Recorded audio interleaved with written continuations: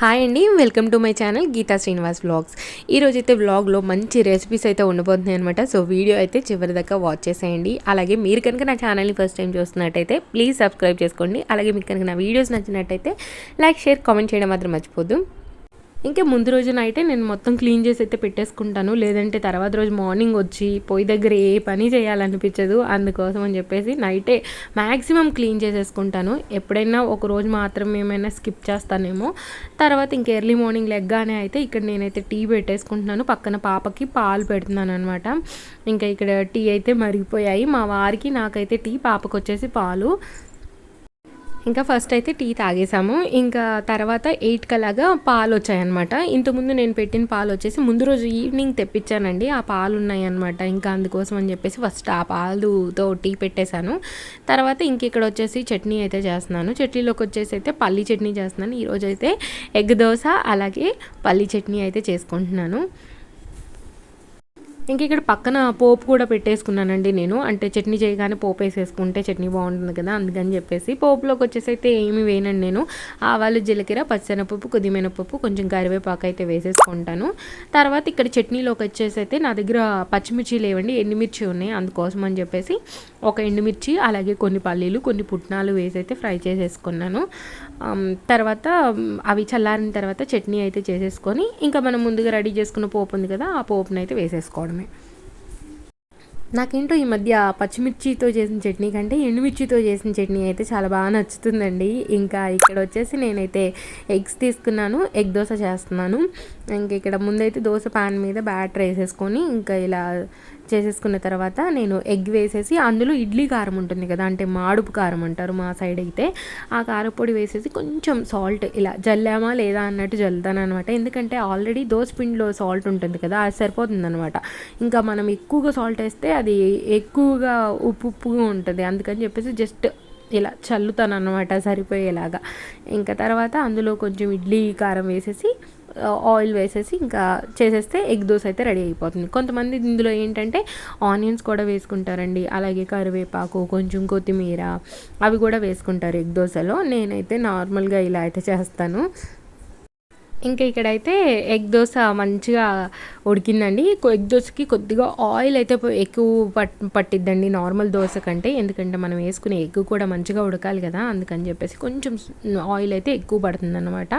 మా వారికి అయితే ఎగ్ దోశ చాలా ఇష్టం. ఎందుకంటే వాళ్ళకి హోటల్ ఉండేదన్నమాట చిన్నప్పటి నుంచి. అందుకని చెప్పేసి ఇంకా వాళ్ళు అక్కడ ఎగ్ దోశలు, మామూలు దోశలు, ఇంకా ఆపాలు, ఇడ్లీ ఇవి ఎక్కువగా అలవాడు అనమాట. తనకి ఏ టిఫిన్ చేసినా అంత ఇష్టపడరేమో కానీ ఇడ్లీ కానీ లేదంటే ఇలా దోశలు కానీ వేసినప్పుడు బాగా ఇష్టపడతారు తను. ఇంకా ఫస్ట్ అయితే దోశలు వేసేసి ఇంకా మా వారికి అయితే ఇచ్చేసాను నేను ఇక్కడ. తర్వాత మా పాప నేను కూడా బ్రేక్ఫాస్ట్ అయితే చేసేసాము. ఇంక ఇక్కడ పక్కన రూమ్ చూస్తున్నారు కదా, నేను ముందు రోజు నైట్ బట్టలు అయితే మడత పెట్టలేదు, ఇంకా అవన్నీ అలాగే ఉన్నాయి, అవి కూడా మడత పెట్టాలి. ఇంక ఇక్కడ వచ్చేసి ఈరోజు నేను ఫ్రెష్ అయిపోయిన తర్వాత ఈరోజు చెప్పాను కదా బిర్యానీ చేస్తున్నానని చెప్పేసి, ఇంకా బిర్యానీలోకి అయితే రైస్ని నానబెట్టుకుంటున్నాను. ఫస్ట్ 1.5 గ్లాస్ చేద్దాం అనుకున్నాను. తర్వాత మళ్ళీ లేదులే 2 గ్లాసెస్ చేస్తే ఈవినింగ్ కూడా సరిపోతుందని చెప్పేసి తర్వాత ఇంకొక హాఫ్ గ్లాస్ అయితే వేసేసాను. ఇంకా తర్వాత ఇలా మర్చేసి అంటే గాలి ఏమి పోకుండా మర్చేసి ఇంక నేనైతే ఫ్రిడ్జ్లో స్టోర్ చేసేసుకుంటాను. ఇంక ఇలా శుభ్రంగా వాష్ చేసి అయితే పక్కకి కాసేపు నానబెట్టేసుకున్నాము.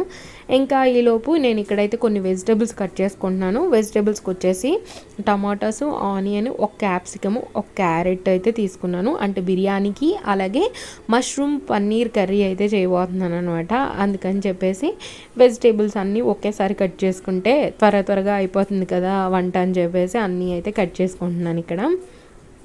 ఫస్ట్ అయితే మష్రూమ్ పన్నీర్ కర్రీలోకి గ్రేవీ కోసం అని చెప్పేసి ఒక ఆనియన్ అలాగే టమాటాస్ అయితే కట్ చేసి మిక్సీలో అయితే వేసేసుకున్నాను.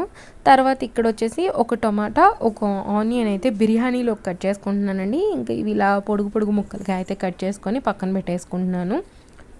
తర్వాత క్యారెట్ ఒకటి, అలాగే క్యాప్సికమ్ కూడా ఉంది కదా, క్యాప్సికమ్ వచ్చేసి నేను కర్రీలోకి వేస్తున్నాను. అందుకని చెప్పేసి కొంచెం చిన్న చిన్న ముక్కలుగా కట్ చేసుకుంటున్నాను. బాగా చిన్నగా కాదు, అలానే బాగా పెద్దగా కాదు, మీడియం సైజులో అయితే కట్ చేసుకుంటున్నాను. ఇంకా ఈ ముక్కలన్నీ కట్ చేసుకున్న తర్వాత నేను కొత్తిమీర పుదీనా కూడా కట్ చేసి అయితే పెట్టుకుంటున్నాను. అంటే అన్నీ వీలుగా ఇలా కట్ చేసి పెట్టేసుకున్నానంటే ఒక పక్కకి ఇంకా కర్రీ ఒక పొయ్యి మీద అలాగే రైస్ ఒక పొయ్యి మీద పెట్టేస్తే ఫాస్ట్గా ఉడికిపోతుంది కదా, అందుకని చెప్పేసి ఇంక ఇలా అన్నీ కట్ చేసి అయితే పక్కన పెట్టేసుకున్నాను. తర్వాత ఇక్కడ వచ్చేసి నేను స్టవ్ మీద గిన్నె పెట్టేసుకొని అందులో ఫస్ట్ అయితే నెయ్యి వేసుకుంటున్నానండి. బిర్యానీకి నెయ్యి వేస్తే చాలా బాగుంటుంది కదా, అందుకని చెప్పేసి నెయ్యి అయితే వాడుతున్నాను. ఇక్కడ నెయ్యి వచ్చేసి ఒక 3 టేబుల్ స్పూన్స్ దాకా వేసి 1 టేబుల్ స్పూన్ ఆయిల్ అయితే వేసుకున్నాను నేను. నెయ్యి ఫ్రిడ్జ్లో నుంచి తీసాను, అందుకే చాలా గట్టిగా ఉంది. అంటే నెయ్యి ఏమైపోయిందంటే లాస్ట్ టైం అమ్మ తీసుకొచ్చిందనమాట, అలాగే నేను ఇంట్లో చేసింది కూడా ఉంది. సో 2 బయటే పెడితే ఏమన్నా స్మెల్ వచ్చే ఛాన్సెస్ ఉన్నాయని చెప్పేసి నేను ఒకటేమో లోన్ పెట్టేశాను, ఇంక మమ్మీ తెచ్చింది ఫస్ట్ వాడేశాను అనమాట. ఇంక ఇక్కడైతే చూడండి ఇలా ఆయిల్ నెయ్యి హీట్ ఎక్కిన తర్వాత ఇక్కడ హోల్ గరం మసాలా ఉంది కదా, ఆ దినుసులు అయితే వేసేసుకున్నాను. స్టార్ ఫ్లవర్, జాజి పువ్వు, జాపత్రి, చెక్క, ఇంకా లవంగాలు, అలాగే యాలక్కాయలు, కొంచెం షాజీరా వేసేసి అయితే ఇలా మంచిగా ఫ్రై చేసుకుంటున్నాను. యాక్చువల్గా బిర్యానీ ఆకు లేదు, అందుకని బిర్యానీ ఆకు అయితే వేయలేదు. తర్వాత మనం ముందుగా కట్ చేసి పెట్టుకున్నాం కదా ఆనియన్స్ వేసేసుకున్నాను. ఆనియన్స్ కొంచెం ఫ్రై అయిన తర్వాత మనం కట్ చేసి పెట్టుకున్న టమాటాసు, క్యారెట్, క్యాప్సికము అన్నీ వేసేసుకోవడమే. ఇలా క్యాప్సికమ్ కూడా వేసుకుంటే మనకి బిర్యానీ అయితే చాలా మంచిగా ఉంటుందండి, చాలా టేస్టీగా ఉంటుంది. కొంతమందికి క్యాప్సికమ్ ఫ్లేవర్ ఇష్టం ఉండదు, కాకపోతే క్యాప్సికమ్ అయితే హెల్త్కి చాలా మంచిదండి. అసలు నేనైతే వెయిట్ లాస్ చేసేటప్పుడు మాత్రం మా ఇంట్లో క్యాప్సికమ్ అయితే ఖచ్చితంగా ఉంటుంది అనమాట, ఎందుకంటే వెయిట్ లాస్కి క్యాప్సికమ్ బాగా హెల్ప్ అవుతుంది. అందుకోసం అని చెప్పేసి నేను క్యాప్సికమ్ అయితే ఖచ్చితంగా ఇంట్లో పెట్టుకుంటాను. ఇంక ఇక్కడ నేను చెప్పాను కదా 2 గ్లాసెస్ రైస్ తీసుకున్నాను కదా, ఇంక ఇక్కడ 3 గ్లాసెస్ వాటర్ వేసుకుంటున్నాను. ఒక గ్లాస్ తక్కువగా వేసుకుంటున్నాను, ఎందుకనంటే రైస్ అనేది మనకి పొడి పొడిలాడుతూ వస్తే బిర్యానీ అనేది చాలా బాగుంటుంది.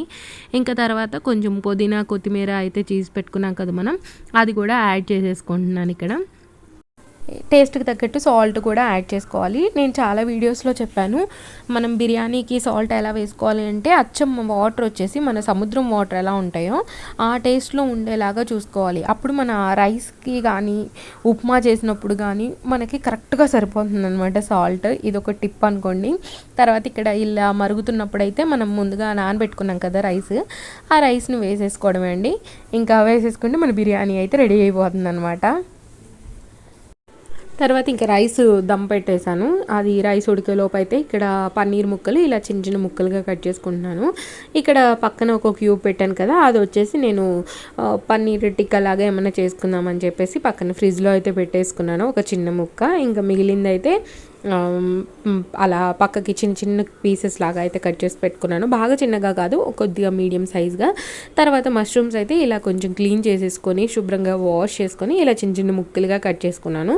ఇందులో మనం కొంచెం పసుపు కొద్దిగా సాల్ట్ అయితే వేసేసి ఫస్ట్ మనం మష్రూమ్స్ని ఉడికించుకోవాలి, అంటే దాని మీద ఏమన్నా బ్యాడ్ బ్యాక్టీరియా ఏదైనా ఉంటే పోతుందనమాట అలా చేసుకుంటే.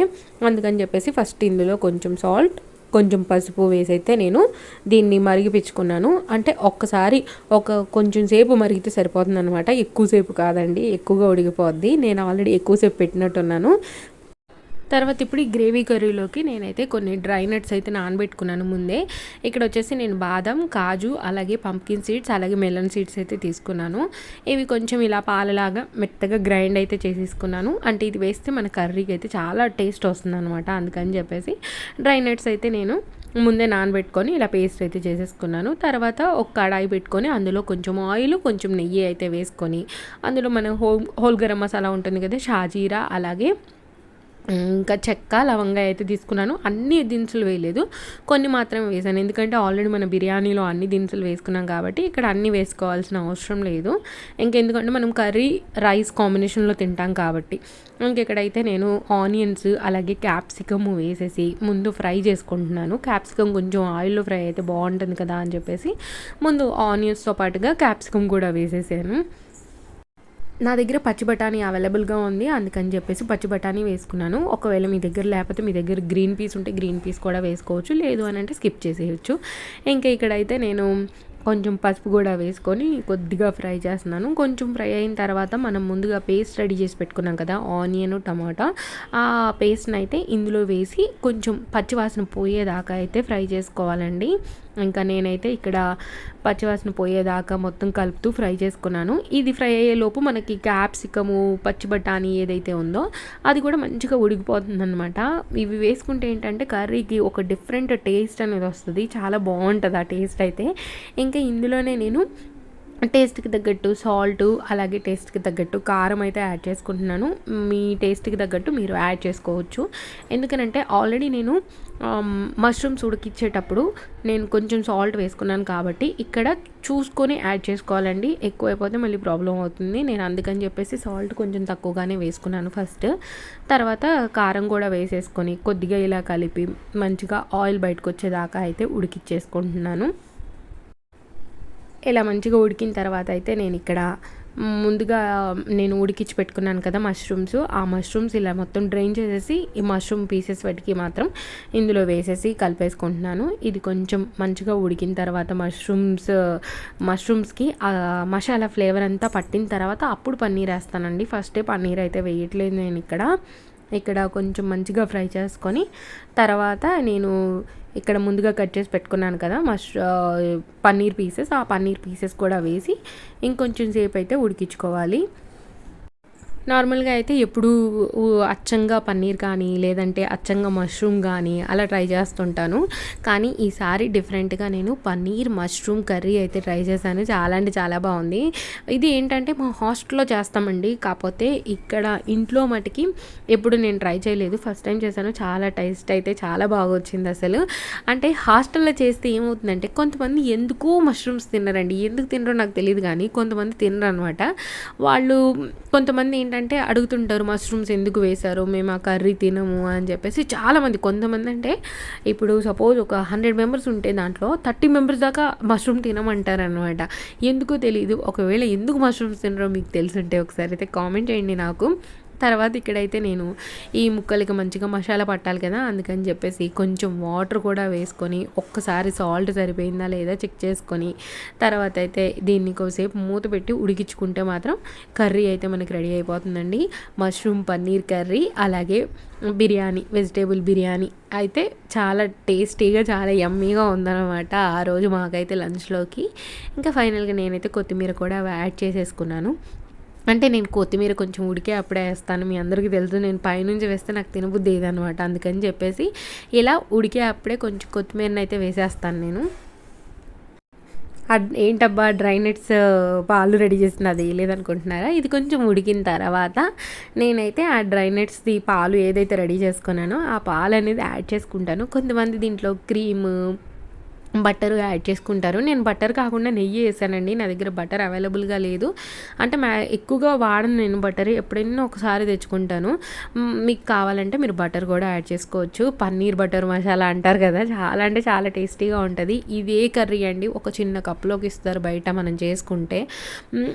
బయట మనం రెస్టారెంట్లో కనుక తింటే 250 రూపీస్కి అయితే తక్కువ అయితే ఉండదన్నమాట. చిన్న కప్లోకి ఇస్తారు. ఇది ఒక మనకి దగ్గర 2 కప్స్లోకి అయితే ఈజీగా వచ్చేస్తుంది వాళ్ళు ఇచ్చే క్వాంటిటీకి. తర్వాత ఇక్కడ నేను రైతా కూడా రెడీ చేసుకున్నాను. రైతాకు వచ్చేసి ఏం లేదండి, కొంచెం క్యారెట్, కొంచెం ఆనియన్స్, ఇంకా పెరుగు, సాల్ట్, ఇంతే అండి. ఎక్కువ అయితే ఏమి ఇంగ్రీడియంట్స్ అయితే నేను వేయలేదు ఇందులో. కరివేపాకు, పచ్చిమిర్చి ఇవి కూడా వేస్తారు కొంతమంది, నేను వేయలేదు. తర్వాత ఇక్కడైతే నేను గిన్నెలు అయితే ముందే కడిగేసుకుంటున్నాను, లేదంటే మళ్ళీ తర్వాత ఎక్కువైపోతాయి అని చెప్పేసి ఇంకా వెంటనే చేసేసుకుంటున్నాను అనమాట లంచ్ చేయకముందే. ఇంక ఈ డిషెస్ అన్నీ వాష్ చేసుకున్న తర్వాత అయితే మేము మంచిగా కూర్చొని లంచ్ అయితే చేసేసాము. చూడండి, మనం ఒక గ్లాస్ వాటర్ తక్కువ తీసుకోవడం వల్ల ఎంత మంచిగా పొడి పొడిలాడుతూ అయితే వచ్చేసిందో బిర్యానీ. నేను ఎక్కువ శాతం బాస్మతి రైస్తో చేస్తున్నానండి, కాకపోతే చిన్న రైస్తో కూడా చేస్తే చాలా అంటే చాలా యమ్మీగా ఉంటుంది. ఇందులో ఇంకా కొబ్బరి పాలు, కొంచెం అల్లం వెల్లుల్లి పేస్ట్ ఇవి కూడా వేస్తే చాలా టేస్టీగా ఉంటుంది. నేను అవేవి వేయలేదు, ఇలా ప్లెయిన్ బిర్యానీ అయితే చేశాను అనమాట. మా వారు ఇంకా ప్లెయిన్గా చెయ్యి ఈసారి, ప్లెయిన్గా తిందామని అన్నారు, అందుకోసం అని చెప్పేసి ప్లెయిన్గా అయితే చేసేసాను. ఇంక ఇక్కడ పన్నీర్ మష్రూమ్ కర్రీ కూడా చూడండి ఎంత బాగా ఉడికిపోయిందో, అసలు చిక్కగా ఉందన్నమాట, అటు వాటర్గా లేకుండా మంచిగా అయితే ఉడికిపోయింది. ఇంకా లంచ్ అయితే ఫైనల్గా అయిపోయిందన్నమాట. ఇంకా వ్లాగ్ వచ్చేసి ఇంతే అండి, ఇక్కడితో ఎండ్ చేస్తున్నాను. హోప్ మీకు ఈ చిన్న వ్లాగ్ అయితే నచ్చింది అనుకుంటున్నాను. నచ్చినట్టయితే లైక్, షేర్, కామెంట్ చేయడం మాత్రం మర్చిపోదు. అలాగే మీరు కనుక నా ఛానల్ని ఫస్ట్ టైం చూస్తున్నట్టయితే ప్లీజ్ సబ్స్క్రైబ్ చేసుకోండి. మీరు ఇచ్చే ఒక చిన్న లైక్ వల్ల వీడియో అనేది చాలామందికి రీచ్ అవుతుందండి. తప్పకుండా మీకు నచ్చితే కనుక లైక్ అయితే చేయడం మర్చిపోవద్దండి. Thank you so much for watching this full video. Bye bye. Next వీడియోతో అయితే మళ్ళీ మీ ముందుకు వచ్చేస్తాను. బాయ్ అండి, బాయ్.